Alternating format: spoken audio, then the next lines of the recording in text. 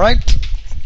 Hello, everyone, and welcome to our lesson on plate tectonics. Chapter 9.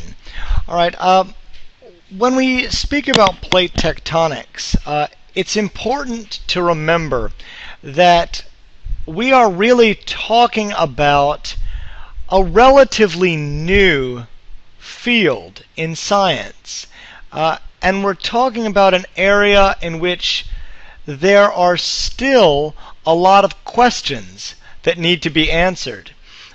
It's interesting to note that as scientists, we actually know more about other galaxies than we know about the inside of our own planet. And that seems fantastic and strange, and in a way it is, but it's also perfectly understandable.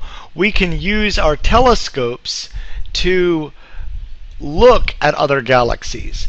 There's no magic telescope that we can put on a drill and go into the center of the Earth to find out what's going on there. We just can't dig that far into the Earth. It's not possible. So we have to try to figure out what's going on in the center based on what we see on the surface. And of course, there is no history book that was written for us to describe what happened 200 million years ago. We can only look at the evidence of what happened.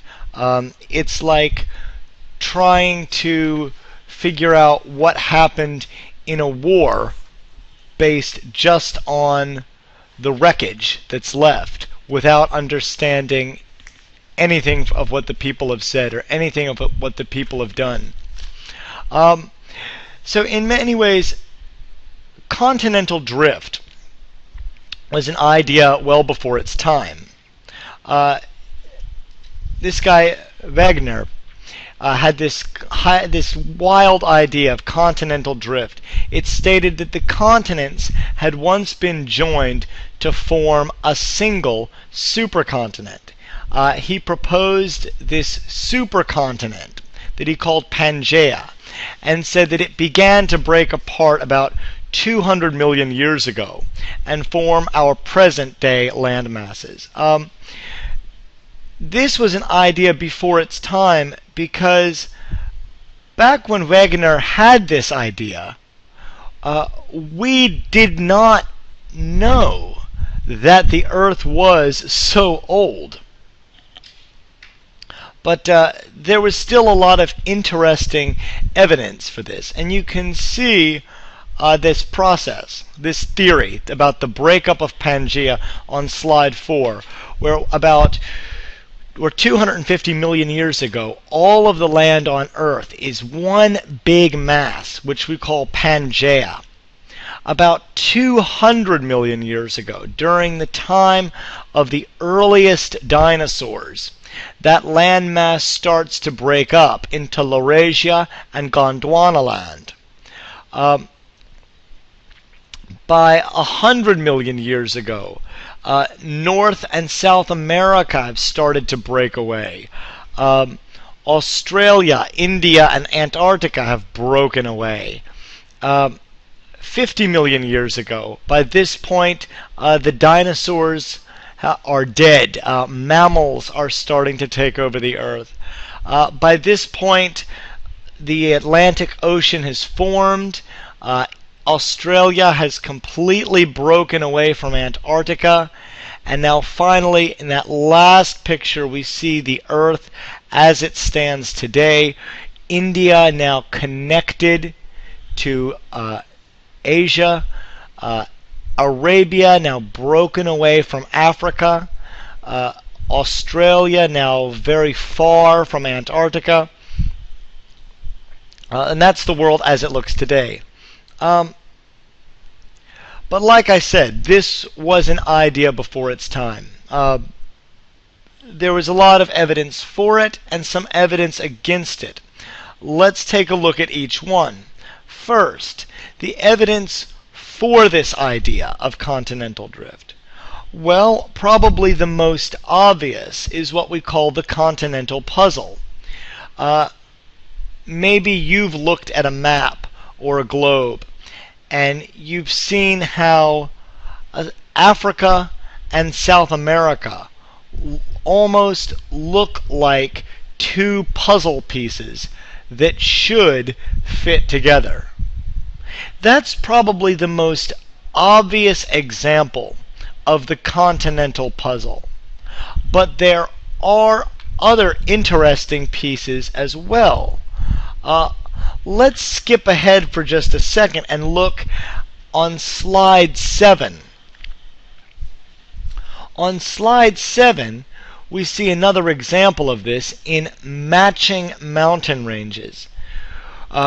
We have the Appalachian Mountains in North America and the Caledonian Mountains in Norway, what is today Norway.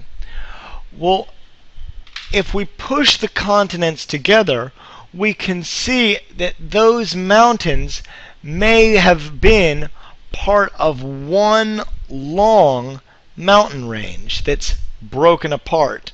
So just one more example of how the different land masses of Earth seem to fit together like a puzzle.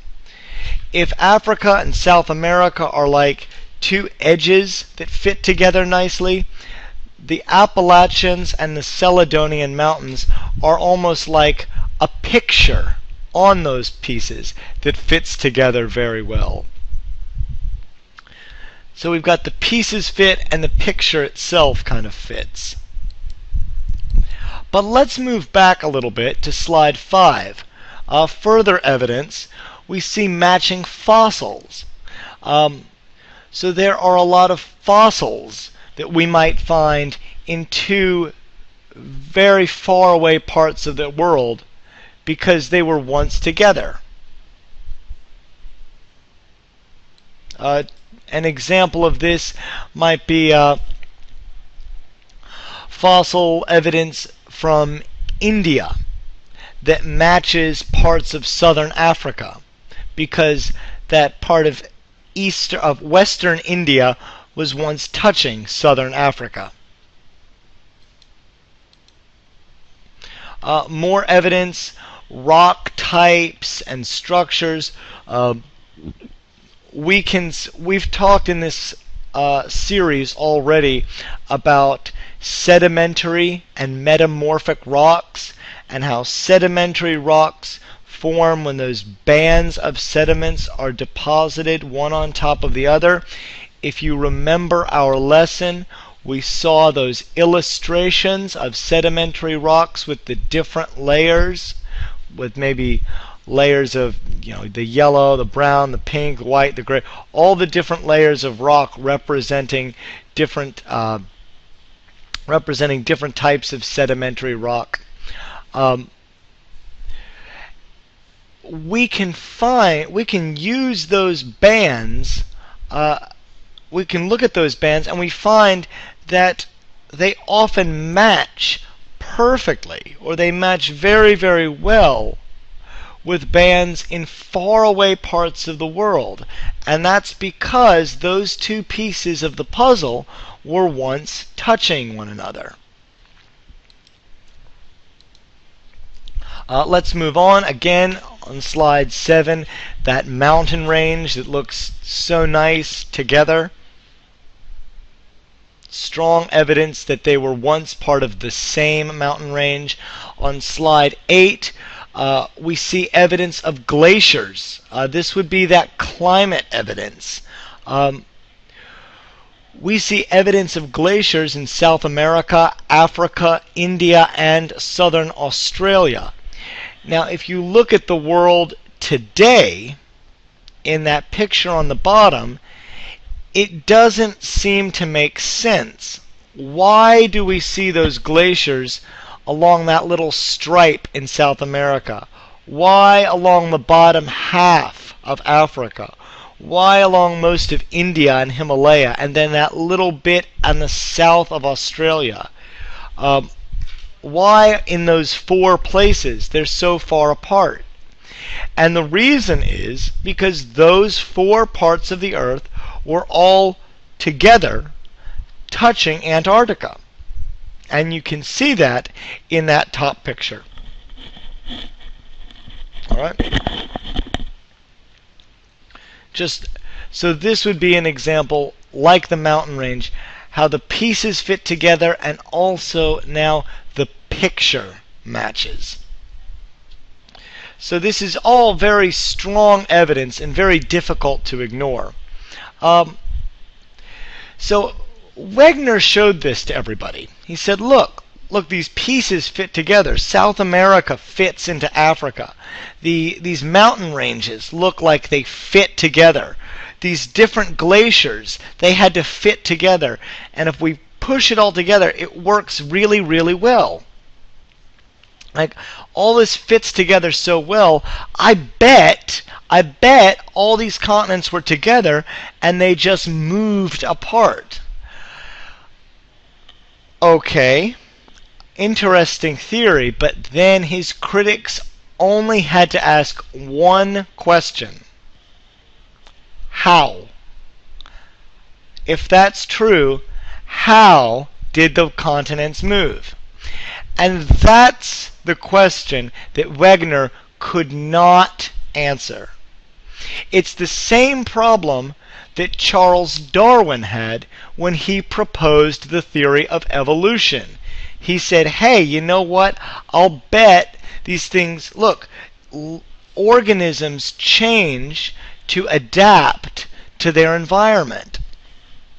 And his critics only had to ask, how? And Darwin could not answer that question because Darwin knew nothing of genetics. Genetics had not been discovered yet, so Darwin could not answer how. In the same way, Wegener could not answer how because we did not have a way to understand continental drift. We could not understand how these continents move. Well, now we have a theory, and that theory is called plate tectonics. And that's what we're looking at on slide 10. According to the plate tectonics theory, the uppermost mantle, along with the outerlaying crust, behaves as a strong, rigid layer. Strong and rigid means stiff, not moving. This is known as the lithosphere. A plate is one of the rigid sections of the lithosphere that move as a unit over the material of the asthenosphere. According to this theory, the plates are rigid. They do not bend. They're hard. They're firm. The asthenosphere is not rigid. It's almost like a liquid. It's what we say plastic. It can move. So these rigid plates, the idea is that these rigid plates are sort of floating on this plastic asthenosphere. Almost like rafts bumping into each other on a lake. So where these plates meet one another are called boundaries.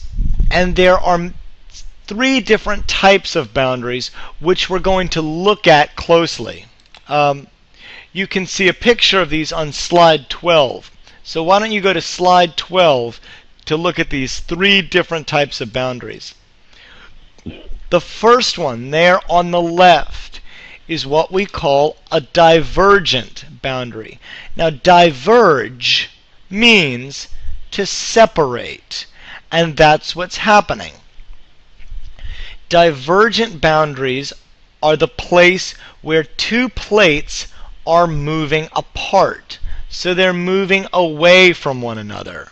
They're pulling away. And you can see there in that picture, as the 2 plates pull away, that creates a new space. The lithosphere kind of opens up. It makes a new crack in the lithosphere. And that hot magma, that hot liquid rock, rises up from the asthenosphere, fills that space. Well, then what happens? That hot liquid rock is going to cool, and it's going to freeze and turn into new rock. And so that's what's happening at a divergent boundary. The next type, in the middle, convergent. In a convergent boundary, two plates are being pushed together. Now, when that happens, one plate is going to be pushed under the other. And you can see that in that middle picture.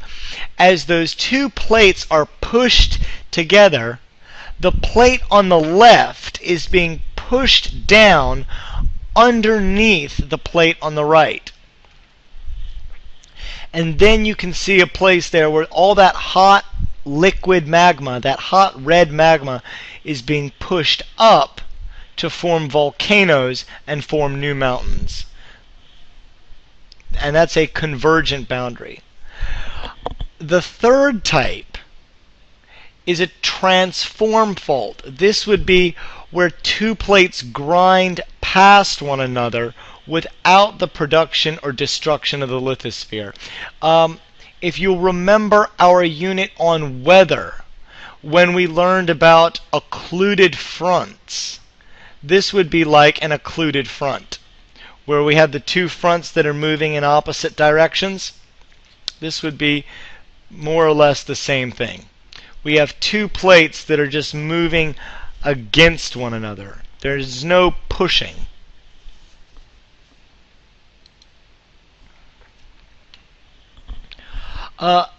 Let's take a look at each one of these one at a time. First, let's look at the divergent boundaries, the place where those two plates are moving apart. That first picture on the left on slide 12. So now looking at slide 13. Those divergent boundaries, when they form under oceans, we get what's called an ocean ridge. This is a elevated zone on the floor of an ocean basin. The rifts at the crest of the ridges represent divergent plate boundaries. If you look at a very detailed map of the world that has the continents and the oceans, you can see this in the Atlantic Ocean. There's a huge divergent boundary that goes all the way down the length of the Atlantic Ocean and makes almost like an S going all the way around North and South America. Remember, if you go back to slide 5,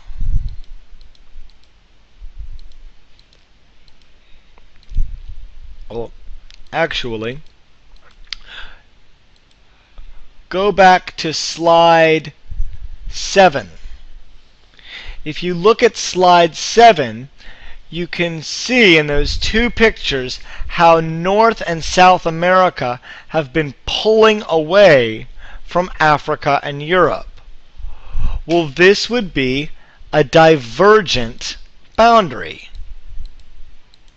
where those two plates are pulling apart. And that's why in the middle of the Atlantic Ocean we see that oceanic ridge.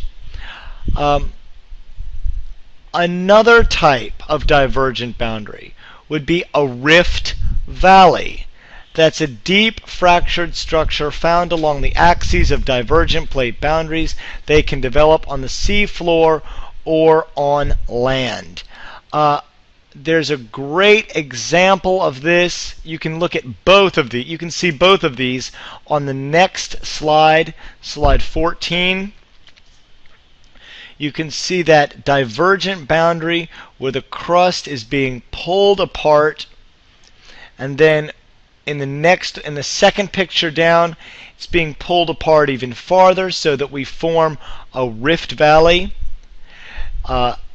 and then what we call a linear sea.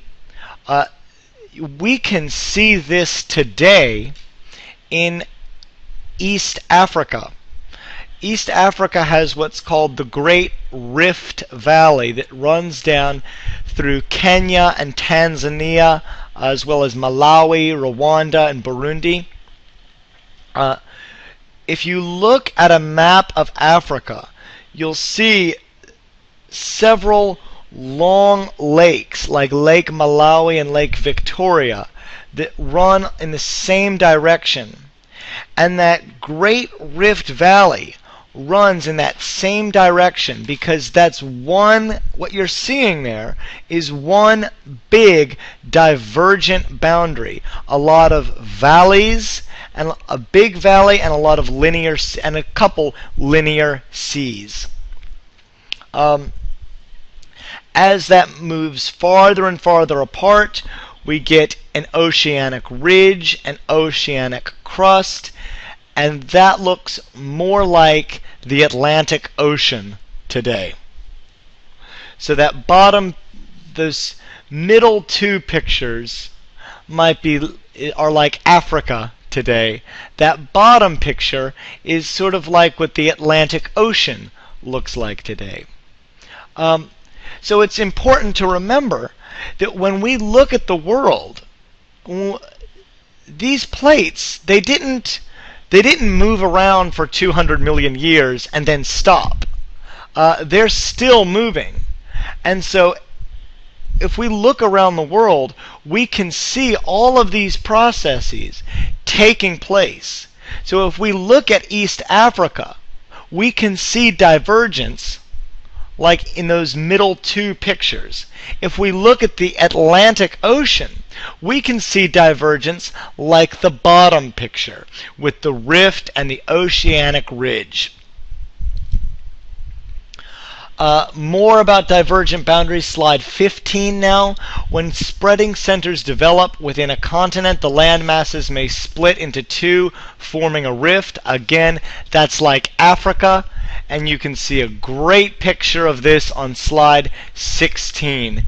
That's the Great Rift Valley in East Africa. That valley, imagine that running just north to south along the length of East Africa. That's where two plates are being pulled apart. The African plate and the Indian plate are being pulled apart. All right, so let's move on. The next type, remember we talked about convergent boundaries, where that's the exact opposite. Instead of two plates being pulled apart, two plates are being pushed together. So that when this happens, usually what happens, one plate is pushed under the other one. Remember our lesson on weather when we saw how when a cold front comes in, that cold air pushes the warm air up. We kind of have the same thing in plate tectonics with a subduction zone. That's where one plate is moving in and pushing up the other plate, or one plate is pushing the other one down. There are a couple ways that this happens. The oceanic continental, that's when the denser oceanic slab sinks down. When we have a continental plate and an oceanic plate, that oceanic plate is going to be denser, so it's going to be the one that sinks. And from there, as that mantle is pushed down, as that plate is pushed down, it's pushed down into the mantle, the rock becomes very hot, the rock melts, and we end up with pockets of magma. Good examples of this are the Andes, the Cascades, the Sierra Nevadas. And if you'll give me just a moment here, my slideshow's not working. So I'm sure we can cut this. Oh.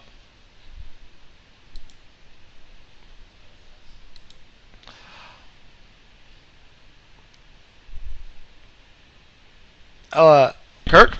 It says here that our connection has been lost. Yeah, just pause that. It's the modem. We actually use the internet. Okie dokie.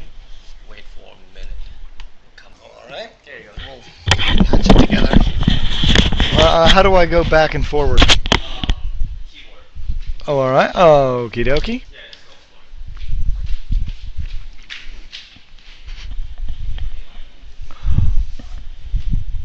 for it.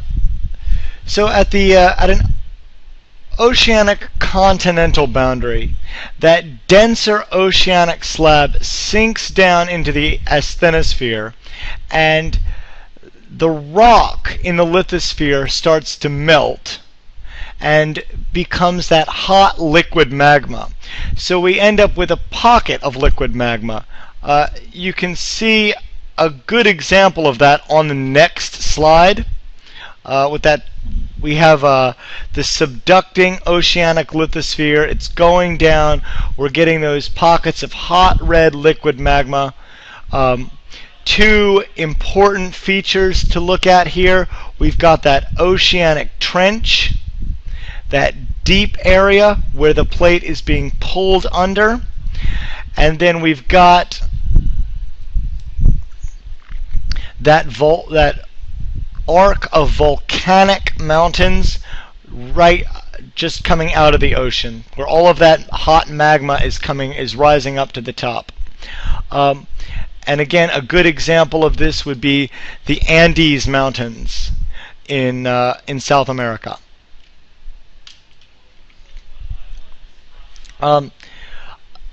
Let's look at some other types of convergent boundaries. That was oceanic continental. What about when two oceanic plates meet together? If two oceanic slabs converge, one is going to descend beneath the other. This type of boundary, we're going to see volcanoes on the ocean floor. Now, volcanic island arcs form as volcanoes emerge from the sea. Good examples of this would be the Aleutian Islands or the Mariana Islands. And you can see an example of that on the next page. We have that ring of where one oceanic plate is subducting, and that again, the rocks in the lithosphere are melting. They form that hot magma. The magma is very hot. It's less dense than the asthenosphere, so it starts to rise to the surface. It breaks through the lithosphere and very quickly freezes, becoming igneous rock. So we get that arc of volcanic islands. And a good example of that would be the Aleutian Islands. If you look at a map of the Pacific Ocean, there's a ring of islands between Alaska in the United States and Russia. And this is what's going on here. An oceanic convergent boundary. The third type of convergent boundary, continental. Here we've got two subducting plates with continental material. This is when two continents collide. A good example of this would be the Himalayas. Remember when we looked at that map of earlier on the slide, when the Indian plate is breaking off from Africa and Australia and Antarctica, and it moves up and collides with the Asian plate. And you can see a more detailed example here on the next slide. Continental convergent boundary. Two continents meeting, and that continental lithosphere being pulled down, again melting, becoming magma, and then flowing up to the top through different sutures to become the new mountains. On the next slide, you can see the collision of India and Asia that's illustrated in a lot more detail. You can see India around 70 or 55 million years ago, around the time that the dinosaurs were dying out. India was down there in the Indian Ocean. Over the last 70 million years, India has moved north until it eventually collided with Asia in what is today Tibet. You can see in that picture on the left, on the top, maybe 30 or 40 million years ago, Tibet had a lot of volcanoes from all of that magma rising up to the top. Well, today, down at the bottom, India has pushed into Tibet, and has helped to push up the Himalayan mountains and the Tibetan plateau. And as that plane continues to push north, more and more rock in the lithosphere will be pushed down. It will continue to melt, form magma, and be pushed up into those great sutures that we see in the Tibetan plateau to form more volcanoes in Himalaya. Moving on. So we've talked now about divergent boundaries, which we see in the Atlantic Ocean, and we've talked about convergent boundaries like oceanic continental, forming the Andes Mountains, oceanic forming the Aleutian Islands, and continental forming the Himalayan mountains. Now let's talk about that last fault boundary, the transform fault. Here we'll look 9.3. At a transform fault boundary, plates grind past each other without destroying the lithosphere. Again, this is like that occluded front. Remember where we have the warm air and the cold air, and they don't push against each other, they just move past one another. Transform faults, most of them join two segments of a mid-ocean ridge. At the time of formation, they're roughly parallel in the direction of plate movement, and they aid in the movement of crust material. You can see an example of this on the next slide. There we have divergent boundaries. This would be we have two slides there, two pieces of Earth moving that are going from left to right. But we have two separate areas where we are diverging. So you can see that diverging area on the top and another divergent boundary on the bottom, where those continental plates are being pulled apart. Well, in between, that line going from left to right, in between those two areas, that's going to be our transform fault, where two plates are side by side moving in opposite directions, like two cars going down the road in opposite directions. And if you look at, you can see this if you look at a map of the Atlantic Ocean. We've got that, we talked earlier about that huge divergent fault that moves down the entire length of the Atlantic Ocean. And I'm going to draw a quick illustration of that.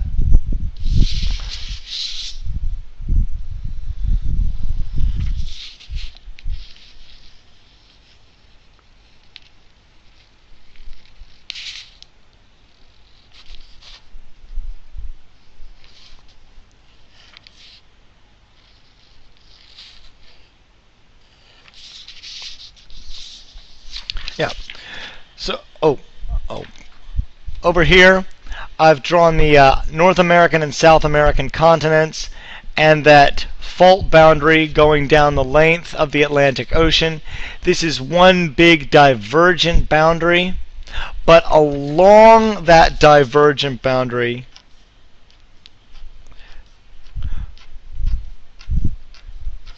we're going to find a lot of these transform faults. And those are areas like in that slide where you have two small pieces of earth, of crust, that are being pulled in opposite directions and sliding against one another, sort of rubbing against each other. So all of this is a very interesting theory, and it can explain why the mountain ranges have formed the way they do, why the valleys have formed the way they did, why the oceans formed the way they did, and why island chains formed the way they did. However, we still need to find some other evidence for it. And in 9.4 we can start to describe some of that evidence. One interesting phenomenon is known as paleomagnetism. This is the natural remnant magnetism in rock bodies. It's permanent magnetization acquired by rock, and it can determine the location of the magnetic poles at the time the rock became magnetized. I know that's a mouthful, but if we look at the next slide, we see the paleomagnetism preserved in lava flows. I think we're all familiar with a compass. We know that if we have a compass and that needle in the compass, wherever we are, it's always going to point towards magnetic north. And that's because the Earth has a magnetic field, and that field always points in the same direction. It points from north to south. So that needle is always going to point towards the North Pole. However, about every 400,000 years, our Earth's magnetic field will actually flip, because that field will actually change direction every 400,000 years. And what's interesting is we still don't exactly understand why this happens. This is still one of the great mysteries of our planet. Why our magnetic field changes direction this way. But we know that this does happen. And when we think about this change in direction, it can help us to understand the age of rocks. For example, and this is best illustrated in lava. Remember, lava is liquid igneous rock that's erupted from a volcano and is on the surface. Well, in that liquid rock, the particle, remember, in a liquid, the particles are free to move. So magnetic particles are always going to point in the direction of magnetic north. So if you have a magnetic flow, let's say there's an eruption of this volcano, you can see the picture there. The first one magnetic flow, lava flows down the side of the mountain, covers the mountain in that hot liquid magma. All of the magnetic molecules are going to be pointed in the direction of magnetic north at that time. Well, let's say the volcano erupts again 400,000 years later. Well, now remember, the magnetic field of the Earth points in the other direction. So all of the magnetic molecules, those iron-rich molecules like lodestone are going to be aligned in the opposite direction. So we can actually look at different lava flows that happened at different times and see how these molecules have been aligned back and forth due to the changing magnetic field. So a lava flow 1.2 million years ago is going to point this way. A lava flow 800,000 years ago will point in the opposite direction. Then another lava flow 400,000 years ago will point back in the first direction. So we've discovered these strips of alternating polarity. And they lie as mirror images across the ocean ridges. That's some of the strong evidence for seafloor spreading. Because remember, in seafloor spreading, it's that hot liquid magma. Remember, we've got a divergent boundary. So the plates are moving apart. That hot liquid magma comes up. It leaves a layer. The magnetic molecules line up. The lava freezes. Then again, maybe 400,000 years later, another layer comes up, lays down.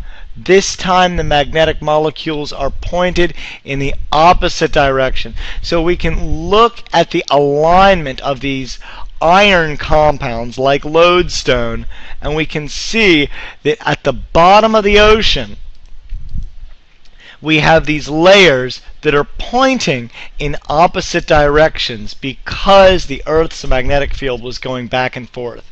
And that's very strong evidence.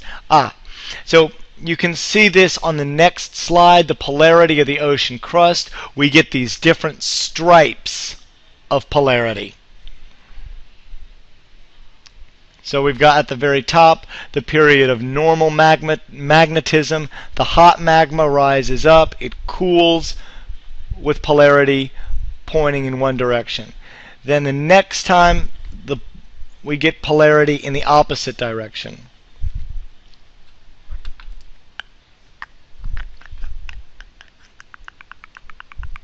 All right. The next, more evidence for plate tectonics is in earthquake patterns. There's a close link between earthquakes and ocean trenches.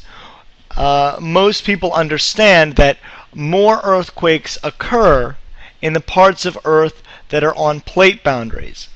This is why there are a lot of earthquakes along the west coast of the United States,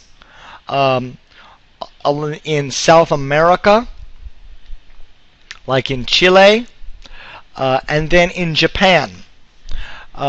You probably remember, just looking in the past year, there have been major earthquakes in Japan and in Chile. And that's because both of these countries lie on a plate boundary, where the plates are constantly moving around, causing these earthquakes. More evidence, ocean drilling. Data on the ages of seafloor sediment confirmed that the seafloor spreading hypothesis predicted. The young oceanic crust is at the ridge crest, and the oldest crust is at the margins. So if you go back to that picture on polarity, remember the picture we looked at several slides ago with those alternating currents, with those alternating bands. So not only are the bands alternating, with the yellow bands pointing, the magnetic polarity pointing towards us, and that red bands pointing, the magnetic polarity points away, we also find that the bands near the fault are newer. We can use dating techniques to find that those bands are newer. So we know that the farther away we go, the rock is much older. The closer to the fault, it's much newer. And on top of this, we get these alternating bands. This is all very strong evidence in favor of plate tectonics. Let's move on. We're still in 9.4. The next point to be made, hotspots. A hotspot is a concentration of heat in the mantle capable of producing magma, which rises to the Earth's surface. The Pacific plate is moving over a hotspot, producing the Hawaiian Islands. Right. You can see that on the next slide. Look at that picture of the Hawaiian Islands. You've got that large area of magma on the right, down there in the mantle. Well, that lithosphere is moving over that hot spot. So the mantle that hot magma keeps rising up to the top as the Pacific plate is moving over it and producing these islands. You can think, when I look at this, I kind of think about this video I once saw of a candy factory where there's a conveyor belt moving along and a machine comes down and drops little chocolate onto the conveyor belt. So we get one chocolate, and then the conveyor belt moves another. Then we get another. The conveyor belt moves and another. What we're seeing with Hawaii is like the same thing happening upside down. The conveyor belt is on top, and that mantle keeps rising to the top, spitting out a new island. The mantle moves, the crust moves, then the magma rises to the top again, another island, the plate moves, another island, the plate moves, another island, the plate moves, and so we've got this long chain that has made up the Hawaiian Islands. And you can see there that we can determine the ages of all of these islands of Hawaii. So in the very north, Kauai is about 3.8 to 5.5 million years old. Oahu is between 2.5 and 3.3 million years old. Molokai is 1.3 to 1.8. So that's because the plate has been moving over that hot spot. It made Kauai, then it made Oahu, then it made Molokai, then it made Maui, and today it's still making the big island of Hawaii.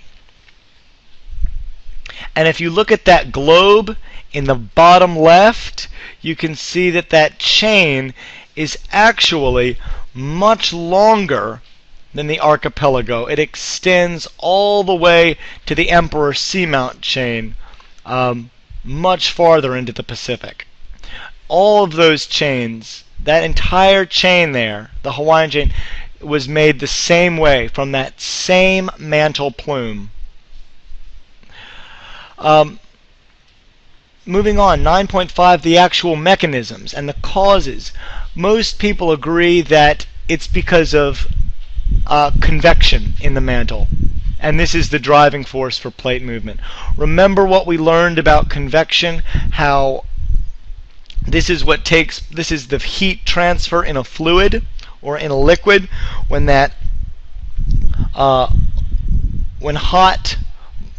molecules become very hot, they move faster, so they're farther apart, so they expand, they're lighter, they rise, and then they become cool, then they fall, then they become closer together, denser, they come down again. So we get these constant currents moving of hot particles. They rise to the top, they cool, they become slow, they become dense, they fall, they get hot, they move faster, farther apart, they become lighter, they rise, and so we keep going around and around like this. And that's what we call a convection current. We learned about that in water. It's the same thing that's happening in the asthenosphere, in that liquid rock inside the Earth. And it's that convection current that's pushing the continents around. Slab pull on the next slide. That contributes to plate motion. The cool, dense crust sinks, and the mantle pulls the trailing lithosphere along. Next, ridge push. That's when the oceanic lithosphere underneath the ocean slides down the side of a ridge. Mantle plumes. They're hotter than normal mantle. Remember, that hot rock is going to be lighter because the molecules are moving faster, they're farther apart, the rock is less dense, it ascends, it rises, and that leads to igneous activity. Of course, heat is going to be distributed unequally in the Earth. You can see all of this in the next picture. That we have a couple models of mantle convection currents. Ideas about how different plumes of hot liquid rock could rise up to form hot spots, how it could be pulled around in different cycles, how deep the mantle can be pulled varies from model to model. But one thing that's important to know, or one thing that's important to realize, these are only models. They're only theories. We really don't know. We don't know if the inside of the Earth looks more like the left or if it looks more like the picture on the right. As I said at the beginning of the lesson, we actually know more about distant galaxies than we know about the center of our own Earth, because it's impossible for us to look into the Earth. So on that note, let's go ahead and finish for today. Thank you all for tuning in, and I will see you next time. Take care.